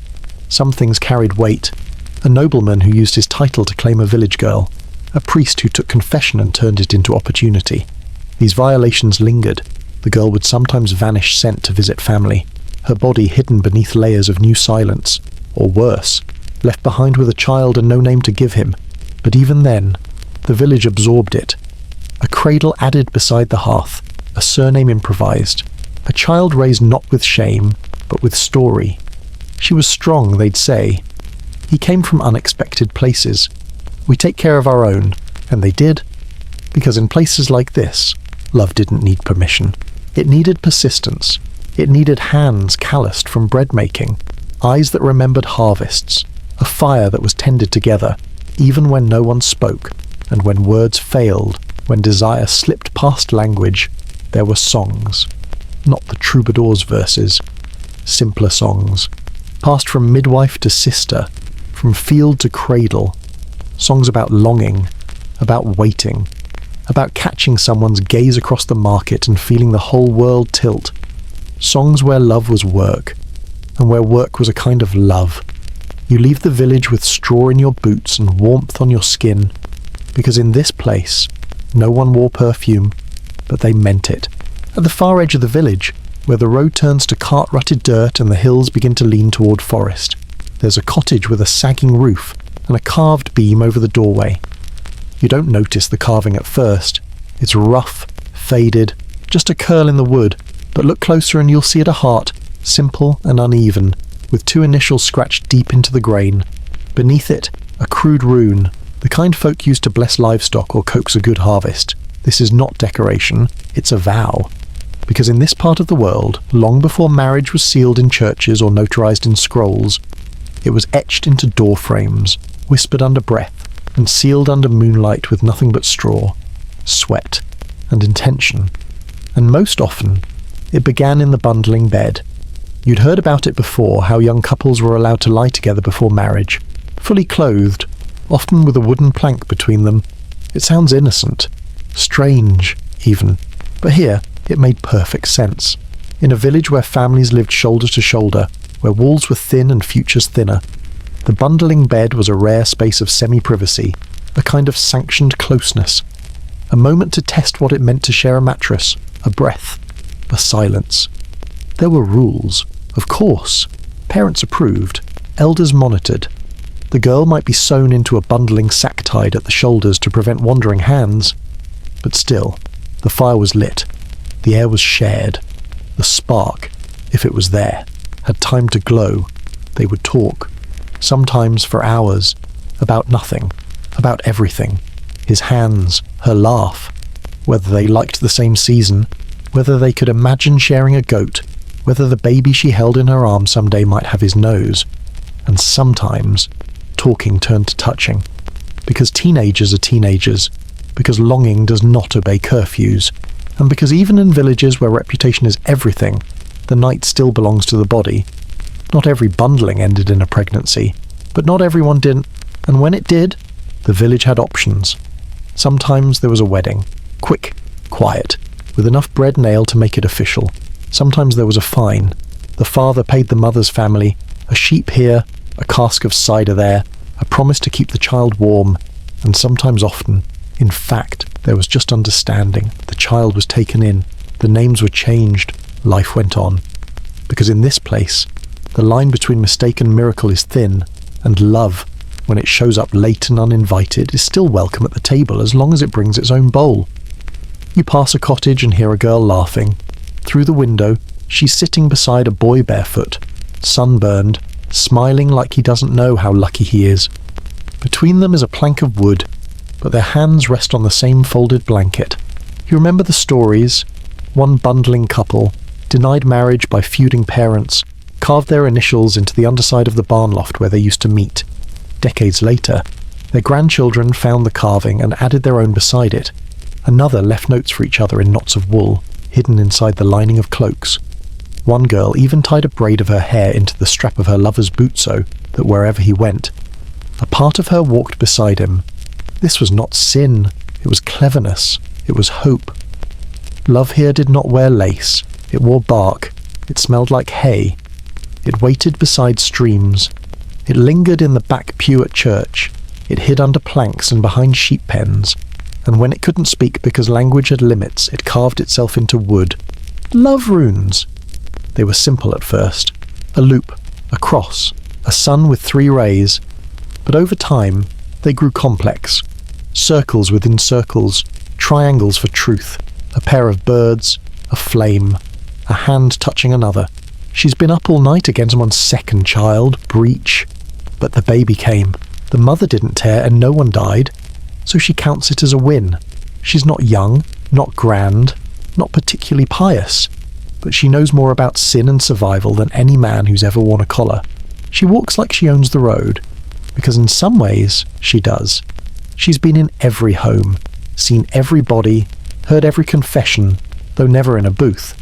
Her hands have steadied teenage girls and noblemen's mistresses alike. She's caught babies from mothers who fainted, screamed, or bit their husband's hand hard enough to draw blood. She never flinches, and she never tells, except to you, in the quiet, with a wink. There's no such thing as a miracle birth, she says, unless you count a lord remembering your name after. She cackles and keeps walking. The midwife is the village's most dangerous woman, not because she gossips, but because she could. She knows which girl disappeared for a season and came back thinner, quieter. She knows who's been helping the miller's wife while he's away. She knows who married for love and who married for land and which one regrets it more. And she knows, above all, which babies arrived too soon, which ones looked nothing like the man they were handed to, which ones had blue eyes in a village where no one else did. She never says a word, not out loud, but if you pay attention to her face at baptisms, you can read footnotes in her eyebrows. She keeps the village honest and compassionate, because if the priest speaks of virtue, the midwife deals with reality, and reality is messy. She carries a pouch of herbs tied to her belt not just for pain, but for choices, mugwort, pennyroyal, bitter roots whispered about behind closed doors. She never offers, but if asked, she doesn't blink. God may send the child, she says, but he doesn't have to feed it, and that's her gospel, unwritten, unsanctioned, but passed down from hand to hand, womb to womb, a lineage not of blood, but of knowing. She trains younger women not in Latin, but in pressure points and timing, in when to boil water and when to boil silence. She teaches them when to press and when to simply hold a shaking hand. And she teaches them the truth that power doesn't always come from above. Sometimes it comes from below, from the ground, from the gut, from a woman bent over a basin, whispering comfort between contractions. Sometimes it comes from catching something sacred and not dropping it. She has her opinions, of course, about the nobles who come through, leaving behind more than debts. She remembers the tall one with the red cloak, like to say he was descended from Charlemagne. She snorts. He left 2 babies and a silver buckle that turned green in the rain. Or the bishop's nephew, who came to collect taxes, and spent 3 nights in the hayloft with a girl who thought he was a poet. Turns out, she says, he couldn't rhyme, and he sure couldn't aim. There are children in the village now, brown curls, pale eyes, dimpled chins that tell the stories their fathers never would. She doesn't name names, but she never forgets a birthmark. Still, she has no bitterness, only precision. She knows which babies cried right away, and which needed coaxing. She knows who laboured for hours, and who dropped a child like a stone from a pouch. She remembers the ones who didn't make it, and the songs their mothers hummed when they buried them behind the cottage. There is no judgment in her voice, just memory, and that memory is its own kind of love. Because while the priest kept ledgers and the lords kept land, the midwife kept truth, tucked beneath her apron, woven into her hands, and she carried it for everyone. She tells you a story, once, in confidence, about a noblewoman, cloistered away in a hunting lodge during winter, heavy with a child not her husband's. The court physician wouldn't come. The priest refused to be involved, so they summoned her. No titles, no papers, just a wet nurse on standby and a single candle. The baby came, quiet, healthy, blue eyes. The midwife cleaned her hands and left. She never learned what happened to the child, only that the noblewoman sent her a brooch 2 weeks later, gold, with an amethyst, and a tiny, almost imperceptible engraving on the back. She knows. The midwife keeps it in a drawer she never opens, too pretty to wear. She shrugs, and that is how power moves in her world. Soft, swift, unrecorded, but real. You watch her walk away at dawn, her shadow long against the frost, her feet sure, and you realise something strange. She may never kneel at an altar, never be written into chronicles or hymns, but when it matters most, when life begins or ends or changes its name, she's the one they call, because in a world of secrets, she is the keeper, and in a world built by men who claim to understand sin, she's the only one who understands mercy. In the village, sex isn't scandal, it's just part of the schedule. There's flour to grind, fields to plough, a pig that's gotten too clever for its own good, and yes, sometimes, a young couple tangled in the hay before vespers. Nobody gasps, nobody faints, at most. Someone raises an eyebrow over their ale and says, "Well, I hope she wasn't wearing her Sunday apron. This is not a world of lace and longing. This is a world of dirt under fingernails and sweat behind knees.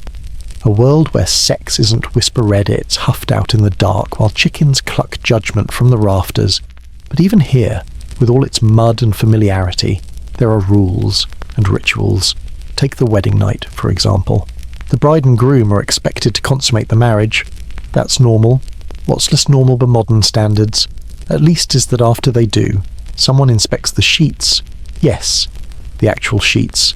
To check for blood, because blood means virginity, and virginity means honour, and honour means the cow her father traded for her wasn't wasted. So the women of the family gather outside the door, waiting with lanterns and, frankly, too much enthusiasm. If the sheet is stained, it's paraded like a war trophy. Songs are sung, wine is poured, everyone claps. If the sheet is not stained, well, then things get awkward. People whisper, eyes narrow. Someone might mention that the groom looked a little pale at dinner, or that the bride used to laugh too much with the tanner's boy. Some clever girls come prepared, a pricked finger, a dab of lamb's blood, a well-timed cough, and a spill. Because they know the truth, virginity isn't a virtue, it's a performance. And like any performance, it can be staged. Still, when the performance goes too far off script, the village has its ways. Enter Charivari. It's part punishment, part parade, part mob therapy. Let's say a man marries a woman half his age, or vice versa, or someone's suspected of infidelity, or they're just too smug for too long. The villagers gather, they bang pots, play dissonant fiddle tunes, and shout obscene songs. They might dress in animal skins. Someone might carry a pig's skull. They strap the offending part, usually the man, onto a donkey, backward, and lead him through the village like a sweaty, humiliated trophy. It's not about justice, it's about balance and spectacle. Because in a world where most law is out of reach, ridicule works just fine. Of course, not all rituals are public. Some are tucked under skirts. A girl whispers to the midwife. She receives a small bundle of herbs tied in waxed cloth, mugwort, rue, maybe something stronger. She brews it alone, or with her sister watching the door, and she drinks. She doesn't call it abortion, she calls it bringing back the moon, or undoing a slip, or clearing the path. There are no clinics, only knowledge, passed from mother to daughter, from widow to apprentice, from woman to woman like a secret hymn. And when herbs aren't enough, there are other tools. Amulets worn under clothing, stones warmed in fire and placed carefully on the belly, carved sticks dipped in oil. Dangerous, but sometimes necessary. None of this is spoken aloud, but it's known. The priest preaches chastity, but the village women brew tea that makes a body forget. Not because they are wicked, because they are practical. In their world, pregnancy can be beautiful or fatal. Another mouth in a winter with no oats, a scarlet letter sewn to a girl's back, a life ruined because someone's hands moved faster than their promises. So the women intervene, quietly, cleverly, and with surprising tenderness. They don't ask, "Were you married?" They ask, "Do you want this?" And if the answer is no, the kettle goes on. It's not rebellion, it's response. And in these small acts, these teas, these tricks, these winks, the folk version of feminism survives. Not written in charters, not debated in courts, just lived, daily. And when the church finds out, as it sometimes does, it condemns the whole lot. Witchcraft, they say. Superstition, blasphemy. But the village knows better. They know these women don't conjure spirits. They preserve futures. They don't worship the devil. They honour consequence. And when the priest finishes scolding from the pulpit, even he knows if his niece finds herself with trouble, it won't be the bishop she runs to. It'll be the woman with the kettle and the rue. You spend a night in the village, listening. To the laughter, to the creaking beds, to the squeal of pigs and the scratch of brush against shutters. It is not quiet here. It is not clean. But it is honest. And that honesty has rituals of its own. Not sacred, not solemn, just real. Like the girl who scratches a heart into the barn wall, or the couple who can't afford rings, so they swap wooden buttons, or the mother who watches her daughter walk out with a boy and lights a candle anyway, just in case. Because here, sex is not crime. It's not holiness either. It's human, messy, loud, occasionally regrettable, frequently beautiful, always theirs, at the edge of the village, where the fields stretch wide and golden, and the scent of clover lingers even after sunset. There's a haystack tall enough to block the moon, and behind it, two people are breathing quietly. It's not dramatic. There are no declarations. Just a hand on a wrist, a cheek brushing the collarbone. The slow shuffle of bodies trying not to laugh too loud as the rooster mutters disapproval from somewhere nearby. They aren't married. Not yet. Maybe never. She's wearing her brother's old cloak. He smells like horses and nervousness. There's a cut on his lip from yesterday's work, and straw pokes out of the seams of his shirt. Her hands are calloused. His heartbeat is uneven. It is not ideal, but it is real. And in this moment, beneath the stars, behind the haystack, it feels like enough. They kiss, they fumble, and they laugh. Not because it's funny, but because they're too young not to. When it's over, he doesn't say much. Neither does she. They just lie there for a moment, watching their breath rise in the cold, listening to the grass shift under their weight. Then she sits up, brushes straw from her hair. "Did you mean it?" she asks. He nods, and then he shrugs. And then he says the only thing he can think of, "I think so," and that is enough, too. They don't know yet what this moment will mean, if it will be remembered as love, or as a mistake, or as something so ordinary it slips between the lines of memory like dust, but it will shape them, even if no one writes it down. Because most of what mattered in medieval life wasn't documented. It wasn't embroidered on banners or carved into stone. It was whispered, hidden, forgotten by everyone except the ones who lived it, especially moments like this.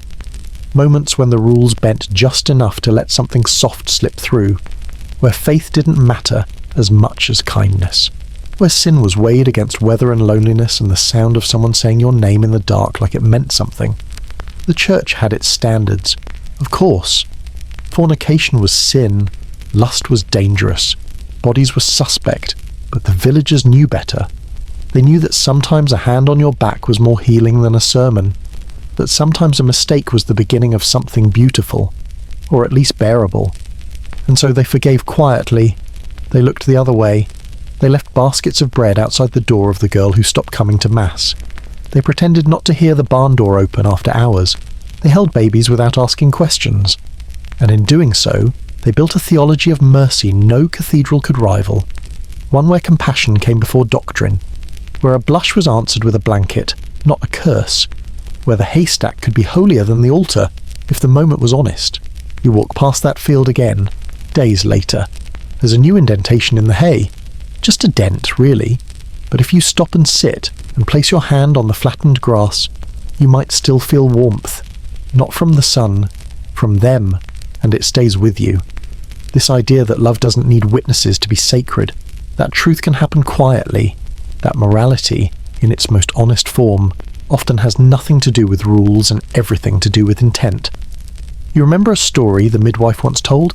A girl, barely 16, who became pregnant by a boy who died before they could marry. Her family was devastated. The priest wanted her excommunicated, but the village didn't. They fed her. They named the baby after the boy. They built a cradle together from leftover oak, and when the priest complained that no penance had been assigned, the elder simply said, "She's already been punished enough. Why should God need to double it?" There are no books that record that kindness. No saints canonized for letting a girl keep her dignity. But those moments, soft, imperfect, unsanctioned, are the ones that held communities together.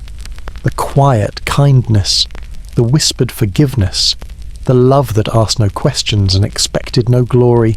The church taught that all sins must be confessed, but the village taught that some didn't need to be, because some weren't sins at all, just life, lived imperfectly, and love, shown awkwardly, and need, answered gently. So when you pass the haystack again, under a different sky, you remember the most human moments often leave the least evidence. No letters, no relics, just a bit of flattened straw and the echo of two people trying, in their own small way, to feel close to something holy, even if it wasn't wearing robes, even if it didn't speak Latin, even if it only lasted the length of a kiss. The convent doesn't shout.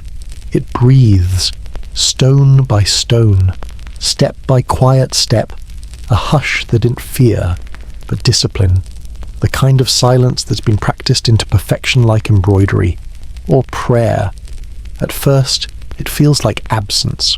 No laughter, no children, no men, no movement beyond the soft rhythm of footsteps on worn flagstones.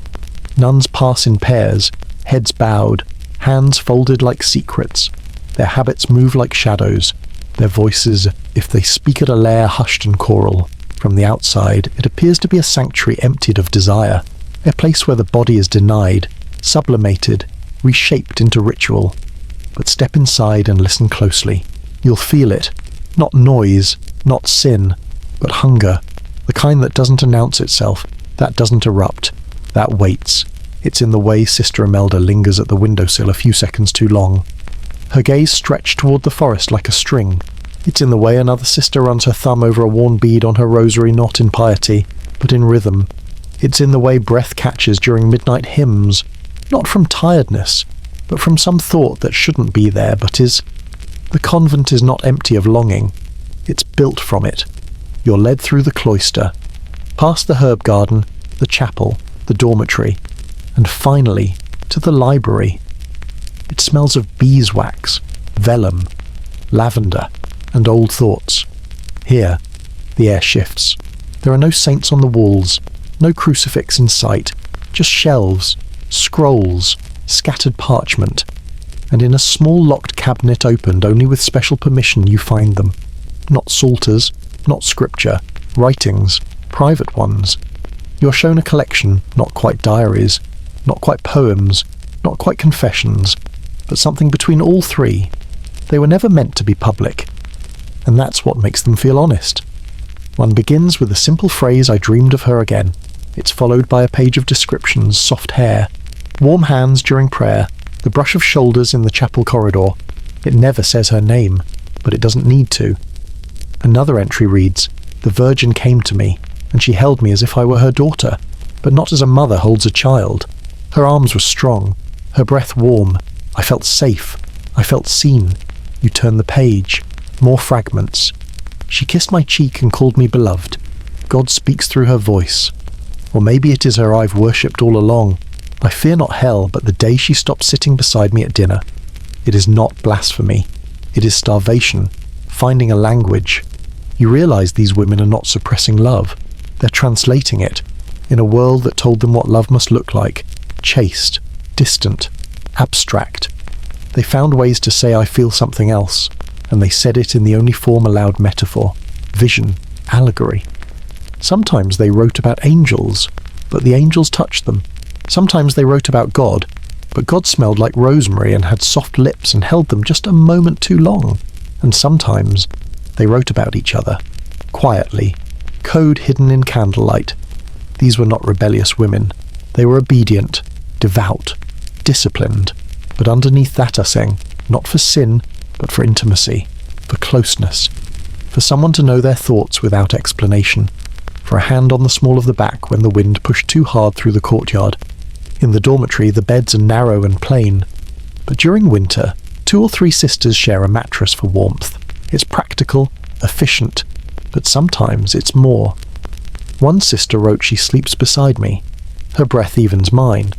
I do not touch her, but when she shifts in her sleep and presses close, I pray for the strength to stay still, not because she wanted to sin, but because the moment was almost holy. In this place, everything blurs: desire and devotion, affection and faith, loneliness and ecstasy. These women were told to give their love to God alone. But what if the shape of that love didn't change only the object? What if they gave it to each other? You find a folded page, tucked deep in the stack, unsigned. Just a few lines. "I have burned incense in her name. I have memorized the sound of her laughter and offer it like a hymn. I do not need to touch her to know what it means to belong. It's not erotic, but it is intimate, more so than any sermon. Because in a world where women were taught to quiet their bodies, these women learned to speak through longing, not loudly, but lastingly. You leave the library with a strange ache, not from guilt, from recognition. Because even here, in stone and silence, love found its form, not in weddings or warm beds, but in glances, in shared silence, in ink, and in the understanding that sometimes the holiest part of the day is not morning prayer, but the moment you realize someone else in the room feels it too. Not lust, not rebellion, just need. It begins in sleep, not the restless kind, broken by bells or cold wind under the door, but the deep kind, heavy, the kind that carries you somewhere you're not meant to be and leaves you there, floating. She dreams of an angel.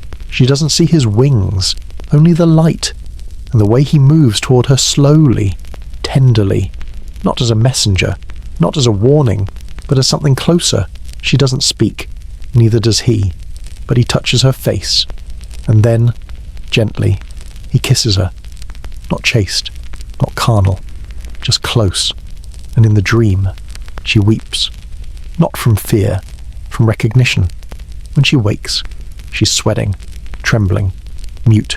She prays, of course, crosses herself, fasts, but nothing washes the sensation away. The memory lingers like oil on the skin, the kiss still pressed like wax to her mouth. She writes about it, not in confession, in metaphor. She says it was divine visitation. She says it was a trial. But between the lines, you read something else. Something she's not allowed to name. She's not alone. Among the sisters, these stories circulate not aloud, but in shared glances, in slight blushes when a certain hymn is sung, in the way a few of them pause too long after evening prayer, lingering by the cloister walls as if waiting to be touched again, touched by what they never say, only that it felt like God, or something close enough. One writes of a hand she saw in her dream pale, calloused, warm cupping the back of her neck and whispering a psalm in a voice she recognized but couldn't place. Another describes a figure standing at the edge of her cell at night, watching her sleep not with judgment, but with care, the kind no one had ever shown her before. A third simply writes, I woke with the shape of someone else's breath inside my lungs. These are not confessions of sin. They are mystical experiences. They just happen to sound like love, and sometimes they are. Not with Angel, not with Christ, but with each other. The line is always blurred, because what do you call it when your soul is drawn toward another soul without wanting anything but presence? Is it friendship, devotion, temptation? They don't know. Neither do we. Sister Juliana used to sit beside Sister Miriam every morning in the scriptorium. They copied psalms in silence, passed ink, shared wax. Occasionally, their fingers touched over the same quill. It was nothing, until it wasn't. One day, Juliana began dreaming that Miriam held her hand in prayer, that she whispered her name during communion, that her laughter echoed during matins. She wrote it all down, carefully, in code, until one night she slipped the parchment into Miriam's sleeping robe. No reply came, but the next morning Miriam sat closer, and 2 days later she left a pressed violet inside Juliana's psalter. The violet said everything. No words were spoken, no vows broken, but something had shifted, and from that moment on, every touch carried a current. Every silence felt shared. Nothing more happened, or maybe everything did. The church had no language for this. It understood temptation. It understood lust. It even understood heresy. But affection pure, aching affection between two women that didn't fit into categories. So it was ignored, or condemned, or painted over with visions of angels and glowing wounds, because it was easier to call it mysticism than to admit the truth. That sometimes the most powerful love is not about sex. It's about proximity, about knowing someone sees you, about being chosen, even in silence, even with your habits on, even when the only kiss exchanged is in a dream. Not all sisters knew this feeling, but the ones who did remembered it, years later, through penance, through arthritis, through candle smoke and litany. They remembered the closeness, the breath shared in winter, the moment of pause before the shoulder brushed theirs, the warmth of a body beside them that asked for nothing except to stay. You read their words now in letters, in the margins of psalters, in poems disguised as prayers, and you realized something simple and almost unbearable. They weren't trying to sin. They were trying to belong, to find something gentle in a world that only asked them to endure. One nun, in a crumbling monastery outside Florence, wrote, "The angel kissed me in my sleep, and when I woke, I found the scent of rosemary on my pillow. I did not dare look to see if she'd left it. She never named the sister, but the scent lingered. You walk through the convent one last time, and this time, the silence doesn't feel holy. It feels full, like the air remembers too much, like the walls have absorbed too many almost confessions. You stop by the garden and look at the violets. You think of the women who wrote what they could not say, and you wonder how many dreams in this place were not of God, but of someone who looked like God, and felt like comfort, and kissed like understanding. Not because they were fallen, but because they were human. The convent's library is colder than expected, not with disapproval, but with reverence. the kind of chill found in places where ideas sleep, waiting to be reawakened. The air smells of beeswax and dried lavender. The parchment is stiff. The ink has faded in places, as if embarrassed by its own boldness. You would expect psalms, homilies, lives of saints, and there are those, of course. But tucked beside them, barely indexed, barely catalogue, dare other writings. And most of them are by women, not saints, not even mystics, just sisters, curious, hungry, dangerous in the quietest possible way. You find one seated by the window. Her name is Sister Beatrix. She's transcribing something by Plato. It's unclear who assigned it, or if anyone did. She dips her quill slowly, the nib dark with patience, and writes in the margins not notes but questions. Is it possible to know God without loving him if the soul craves truth? Can it also crave the one who delivers it? She's not merely copying, she is conversing. You learn that this is common here. The sisters read Greek. They translate Origen, Augustine, Avicenna. They debate Aristotle's logic beside candlelight, argue over Boethius while washing altar linens. And sometimes quietly, shyly, they write their own thoughts, ideas that turn into affections. Not romantic, not explicitly, but devotional, in a way that doesn't point upward toward heaven but across, to the one who sat beside them in discussion, to the voice that made their thoughts bloom, to the gaze that lingered after a well-phrased argument. You begin to understand this is not flirtation. This is intellectual intimacy, and in a world where women were told their minds were distractions at best and threats at worst, this intimacy feels transgressive, even sensual, not of the flesh, but of the mind. One passage in a copied tract reads, "Her thoughts were clear, and I followed them like footsteps across snow." Another, she opened a text, and I opened with her. And another still, the argument left me breathless. She smiled, and I felt understood not as a nun, but as a soul, naked and unafraid. These were not metaphors for lust. They were confessions of desire, intellectual, emotional, sometimes spiritual, that had found its only safe expression in shared interpretation. They weren't kissing each other. They were kissing ideas, and the ideas kissed back. You discover a small, handwritten manuscript, untitled, unclaimed, likely meant for no audience but the self. Inside are entries that shimmer with suggestiveness, coded, of course, as mystical reflection. Last night, I felt him within me not as presence, but as force. I ached with knowing. I cried, but from recognition. The light entered and I split. I am not wounded. I am expectant. I think I am pregnant with revelation. It is not sexual, but it is bodily. And you realize this isn't prayer. It's metaphorical conception.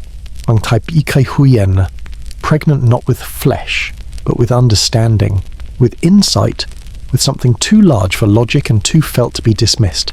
In another time, in another place, these women would have been philosophers, poets, composers. Instead, they became translators of scripture and of the self. Some wrote about God in ways that made male confessors uncomfortable, not because they were heretical, but because they were intimate. One sister described God as the pulse in my wrist. Another wrote he does not speak. He leans. I feel his warmth like the breath of a sleeping body beside me. What do you do with that? How do you categorize devotion that feels like seduction? The church didn't know, so it classified it as mysticism, which was safer than calling it what it also was longing. Longing for connection, for recognition, for minds to meet without needing bodies, and yet, sometimes, for the body too. Because when two women sit together every day, debating truth, correcting each other's logic, building a shared cathedral of thought, it's impossible not to feel something sacred passing between them. Even if nothing is ever said, even if no hand is ever held, even if their lips never meet only their syllables, you think back to Sister Beatrix, still at her window, still translating, the other sister beside her now, brushing a wisp of hair from her eyes, gently correcting a mistranslation. They don't touch, they don't look up, but they are close. You realize they are not alone. They are together, and that, in this world, is as revolutionary as any act of love. In the margins of an unfinished treatise, someone once wrote she taught me to think, and in doing so, gave me the first thing I ever wanted to keep, That's all it says. No name, no date, just an echo. You close the book and feel it linger. Not passion, not lust, but a strange, burning desire to be known completely and still be allowed to think out loud. The convent had known silence before. It was built for it. Stone walls, stone hearts. Even the prayers were structured around quiet. But the morning Sister Richardis left. Something cracked. Not aloud, not visibly, but something shifted in the way Sister Hildegard moved through the courtyard, slower, less certain. Her hands no longer opened books without a pause. Her voice in the choir dropped just half a ton, still tuneful, but missing a thread. You would not notice it unless you had loved someone like that. Not publicly, not carnally, but wholly. Hildegard of Bingen is remembered now as a mystic, a healer, a composer, one of the sharpest minds ever cloistered, a woman who wrote music the Church still hums and visions that even the Vatican called divine. But in her own words, buried in the folds of her many writings, is something softer, more personal, almost too private for parchment. Her letters to Richardis von Stade, her assistant, her student, her shadow, the one who copied her texts by hand, who knew which herb to pass without asking, who soothed her migraines with silence and rosemary. Hildegard never said they were lovers, but she didn't have to. The letters begin restrained, a gentle sorrow, a formality cloaked in theology, but by the third page, her composure falters. "Your absence is a wound to my soul," she writes. "Why would you leave me when God had so clearly placed you at my side? I grieve not as a teacher loses a student, but as a body loses its breath. This is not how saints were supposed to write. This is not how nuns were supposed to feel. And yet, every word drips with something heavier than piety." Richardis had been transferred called to another convent by family pressure, or politics, or divine redirection. No one knows for sure. But Hildegard begged against it. She wrote to bishops, pleaded with abbots, sent missives in every direction but down. When none of it worked, she wrote only to Richardis, over and over, "I do not write out of rebellion. I write out of love. Return to me, for the sake of the work, for the sake of the light, for the sake of my heart." Even in Latin the voice shakes. It is not a scandal, it is a heartbreak. Some modern scholars read it as friendship, others as veiled romance. Some say spiritual intimacy is always dramatic, but you don't need footnotes to recognize longing, not when it's written in Hildegard's hand, in ink pressed too hard onto parchment, in sentences that double back on themselves, as if trying to edit feeling into acceptability. She speaks of Richardis' voice, her quiet laughter during morning psalms, the way her presence made Hildegard feel not closer to God but less alone in the dark space between visions. This is not theology. This is grief, of the most specific kind, of the kind that happens when the one person who understood your rhythms disappears and leaves the rhythm still pulsing. When Richardis dies less than a year after her transfer, Hildegard writes only one more letter, and it does not contain a single sentence of doctrine, only a single line: "You have gone ahead of me, and my body has not yet followed." She ends with a silence that feels like a hand falling open. What do we call this? Was it love? Yes. Was it romantic? We don't know. Did it matter? It mattered enough to echo through centuries, to remind us that the walls of convents did not contain only obedience and candles. They also contained affection that had no name, only presence, only pain, only pages left behind. You imagine them, sitting beside each other, hunched over a psalter, their elbows touching accidentally, their hands brushing over the same ink pot. Maybe nothing was ever said. Maybe everything was said without needing to be. And when Richardis left, maybe Hildegard stood at the gate and watched her go, too proud to wave, too heartbroken to turn away. Maybe that's where sainthood begins, not in the visions, but in the ache that follows when someone who made you feel complete leaves and no one lets you say why. Their story survives in the footnotes, but the real story, the emotional story, survives in the tone, in the rhythm of her sentences, in the way Hildegard, so articulate, so formidable, writes a single paragraph that collapses halfway through with the words, "I do not know how to praise God without your voice beside mine," and then nothing, just white space, like a gasp, or a sob she didn't want history to hear. You leave the library that day knowing something you didn't know before, that not all loves are permitted, not all goodbyes are explained, and not all saints die untouched. Some are left half-sung, because the truest love stories often aren't love stories at all. They're letters that never got answered, and silence that says, "I remember," in a language only two people ever spoke, love, dirt, and the things left unwritten. So now, as the bells of the 12th century fade into distance and the candle we've been walking by begins to gutter low, you step back, not from the fire, from the world, from the halls and haystacks, from the letters and the lies, from the moans wrapped in prayer and the glances stitched into silence. You've seen it now, what love looked like back then, and it wasn't what you were told. It wasn't chivalry, or purity, or sin tied up in ribbons and threat. It was messier, quieter, more human than holy. Love in the Middle Ages didn't come with violins. It came with rope burn, ink stains, hushed footsteps after curfew. It came in dreams mistaken for visions, in arguments over Aristotle that ended in shoulder touches, in girls who carved initials into barns and never told anyone why. It wasn't romantic. It was resourceful. It was a way to survive rules too heavy for the heart to carry. Because that's what sex was back then, not rebellion, not scandal, just communication with the body when words were censored or punished or too heavy to hold in the mouth. A boy could not cry, so he kissed instead. A nun could not confess desire, so she wrote it into her prayer. A peasant girl with no inheritance could braid a strand of her hair into the hem of a lover's cloak and say, more than 1,000 letters ever could.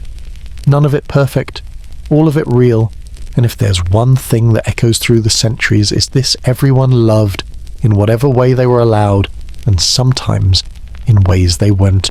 They loved through psalm, through hay, through pages bound in leather and buried in library corners. They loved through arguments that lasted years and left no winners, only bruised egos and better Latin. They loved by pretending not to look, and by noticing anyway. They loved because to feel something, anything, was the only thing they could still control in a world where so much was chosen for them. Their marriages, their gods, their clothes, their silence, but their ache, that was theirs. And where the law forbade, the soul got clever. It rewrote doctrine into metaphor. It tucked pleasure into poetry. It called a kiss a visitation, and a crush divine clarity. And it worked. Sort of. Not because it fooled anyone, but because it gave them room to breathe, even if only between the lines. You remember now the monk who pressed his face to stone because the desire was too loud, the nun who dreamed of angels and woke with her breath in someone else's rhythm, the poet who sang for a woman he would never touch, the midwife who caught every consequence and never passed judgment, the girl who bled on purpose so the wedding would go through, the lady who smiled just enough to change the outcome of a war. And you remember none of them had language for what they were doing, so they borrowed from God, from myth, from each other. So what does that leave us? A question. Maybe more than one. What if love never needed to be perfect? What if it just needed to find a crack in the system? What if sex, in all its tangled awkwardness, wasn't a fall from grace, but a reaching toward it? What if holiness was never meant to erase the body, but to remind us how alive it could feel when pressed close to someone else? Even briefly, even in secret, even just once. There are things we'll never know. Who kissed whom? What was felt under what veil? Who wept in which bed?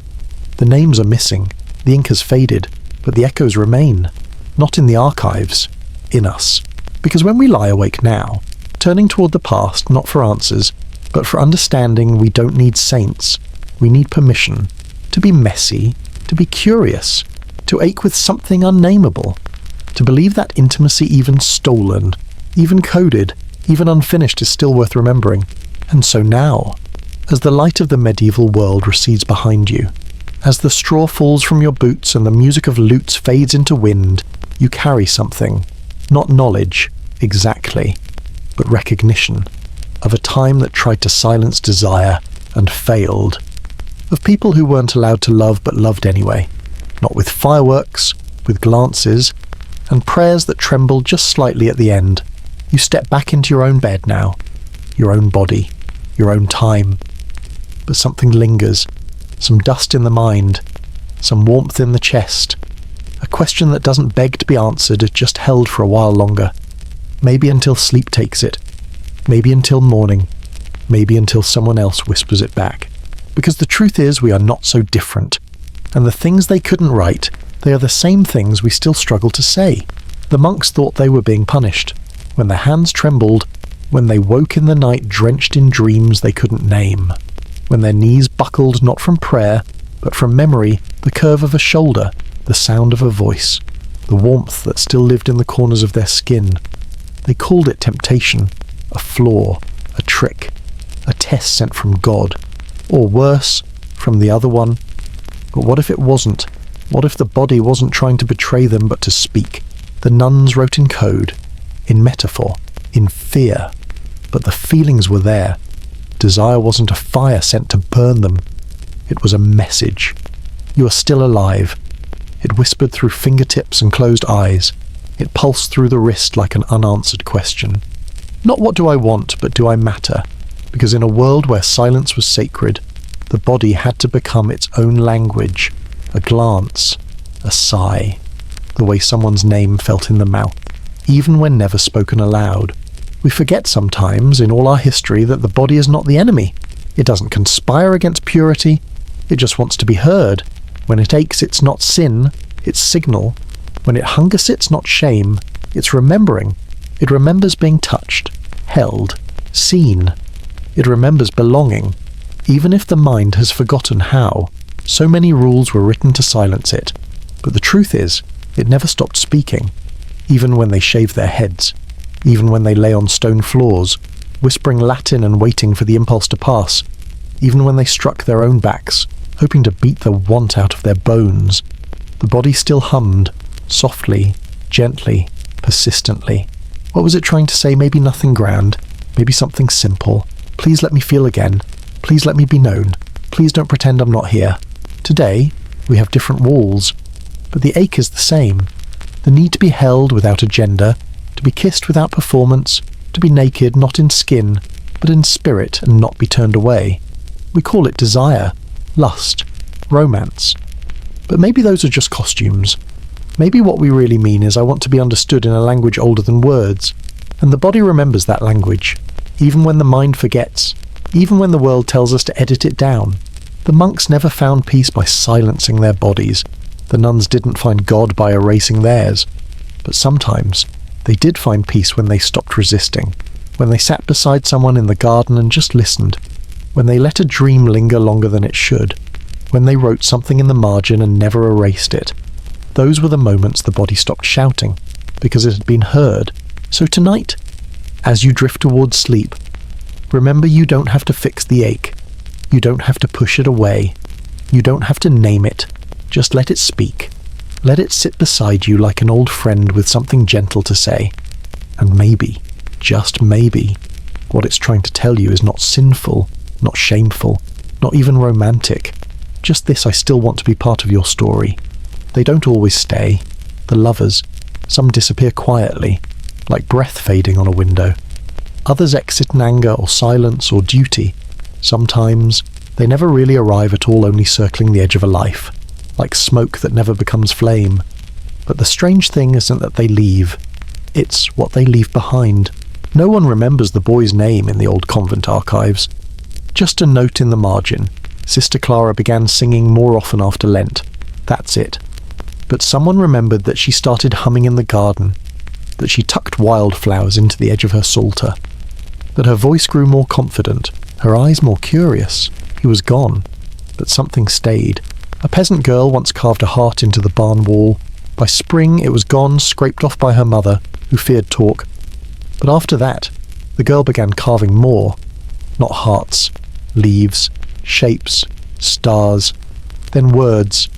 A year later, she was painting wooden bowls with careful, patient hands. She said nothing of the boy, but she never stopped drawing the shape of the first letter in his name, disguised in vines and handles and the edges of prayer. It's easy to mourn the departure, to circle the memory like a stone in your pocket worn smooth by the worry of forgetting. But the truth is, not every love arrives to stay. Some come to wake you up, to show you something, to turn on a light inside you that was always there, but hadn't yet been switched. A nun once wrote he left, but I have not stopped reading the Psalms aloud, not for holiness, but because I loved how he listened. She never saw him again, but she read with the same tone for the rest of her life. We spend so much time asking, was it real? Was it mutual? Was it worth it? Maybe those are the wrong questions. Maybe the right one is simpler. Did I grow? Did something open? Did I learn to love even a little because of them? And if the answer is yes, then maybe that's enough. Even if they didn't stay. Even if it ended before the story felt finished. Even if they never knew the role they played in your becoming. The troubadour never got the lady, but he kept singing, and his songs changed deeper, quieter, kinder. The knight who was dismissed at court went home and began teaching village boys how to write their names.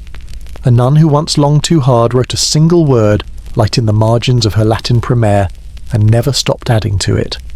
Some loves leave a wound, others leave a door. You don't always need the person to keep the part of yourself they brought forward. Sometimes they were just the mirror, sometimes the muse, sometimes the mistake that taught you how not to settle. But something stayed. You became softer, or stronger, or simply more yourself. And that is not nothing. That is everything. Tonight, if someone haunts you not painfully, but gently let them. Not because you need them back, but because you are still becoming the version of you they helped unlock. And if all they left behind was a song, or a ritual, or a habit of checking the sky before you sleep, let there be enough. Because not every love story is about staying. Some are about starting something in you that needed to begin. You close the book, or the scroll, or the page in your mind where the Middle Ages flickers like candlelight in a room long emptied. You've walked among saints who trembled, monks who wept, girls who wrote prayers to people instead of to God.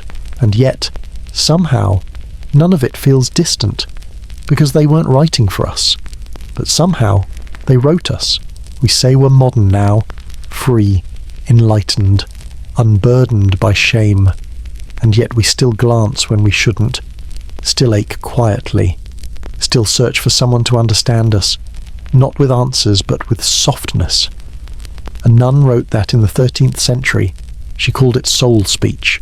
You call it longing. It's the same thing. Their prayers weren't just to heaven, they were to each other, to you, to the future, to the ones they hoped might one day feel what they felt and not be afraid. They wrote in Latin, in smudged ink, in carved symbols behind altars, in hidden initials sewn into the inside hem of robes. But what they wrote, more than anything, was this: I was here. I felt this. I needed more. And that somehow travelled, not through history books, through resonance.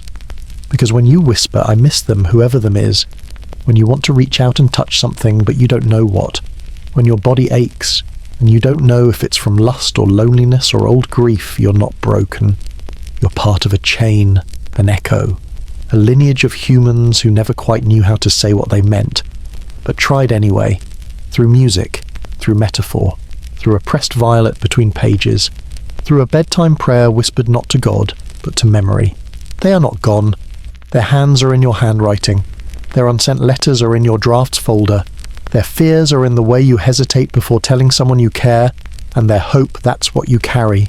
Even now, when you don't feel strong enough to hold your own, you were never supposed to read their stories.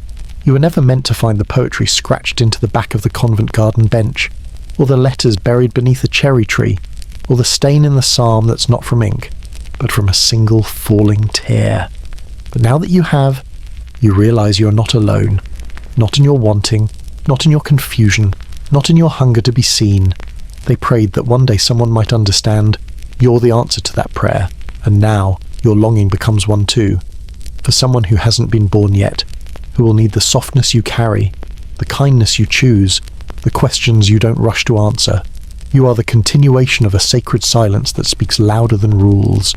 You are proof that the things left unwritten still echo, still matter, still live. So tonight, as you lie still, body softened by sleep and mind drifting somewhere between fact and story, if you feel a little warmth in your chest, if you feel like someone is whispering just outside hearing range, if you feel less alone. It may not be angels, it may just be someone from 900 years ago, hoping their quiet ache wasn't wasted. It was, you heard it, you're still carrying it, and now Maybe it's time to rest. Their prayer reached you. Yours will reach someone else.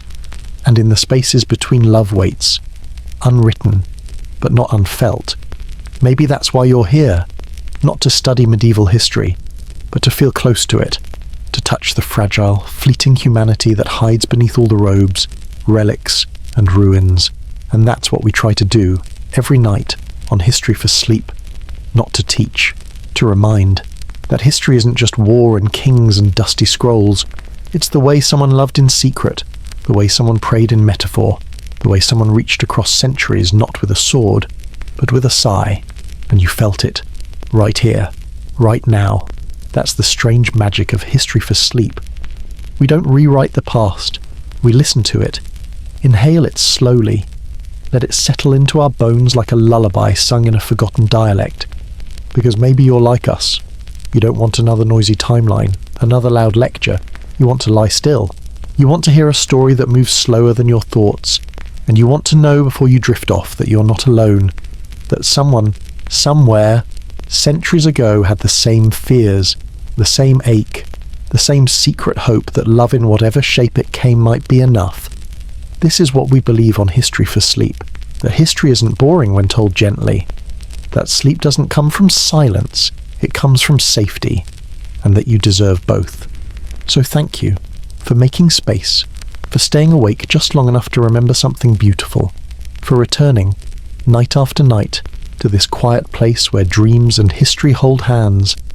And if tonight's story stayed with you, if it softened something, or warmed a part of you you'd forgotten, know that we'll be here again soon. At History for Sleep, every night is a doorway to another world, a quieter one, a kinder one, a world where love never needed to be perfect, just remembered.